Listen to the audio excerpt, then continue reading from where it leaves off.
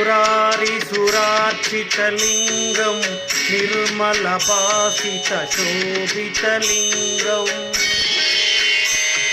जन्मजदुःखविनाशकलिङ्गं तत्प्रणमामि सदा शिवलिङ्गम्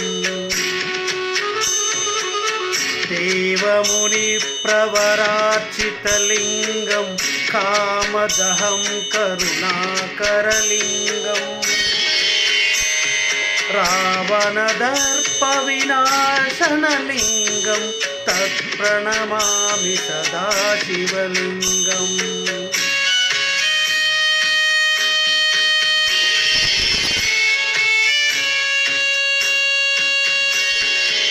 सर्वसुगन्धिसुलेपितलिङ्गं बुद्धिविवर्धनकारणलिङ्गं सिद्धसुरासुरवन्दितलिङ्गं तत्प्रणमामि सदा शिवलिङ्गम् कनकमहामणिभूषितलिङ्गं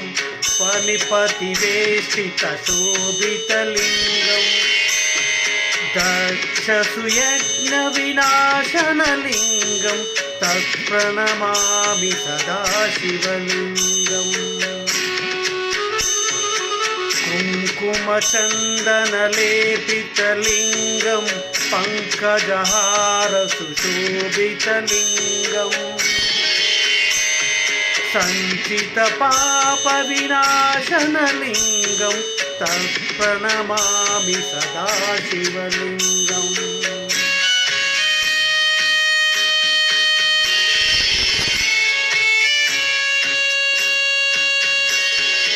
देवगणार्चितसेवितलिङ्गं भावैर्भक्तिभिरेव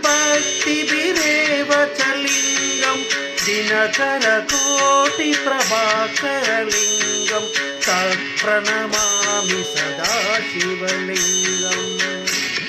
अष्टदलोपरिवेष्टितलिङ्गं सर्वसमुद्भवकारणलिङ्गम्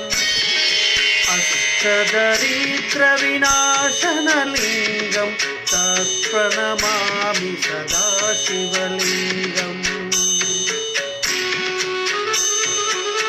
सुरगुरुसुरवरपूजितलिङ्गं सुरवनपुष्पसदार्चितलिङ्गम्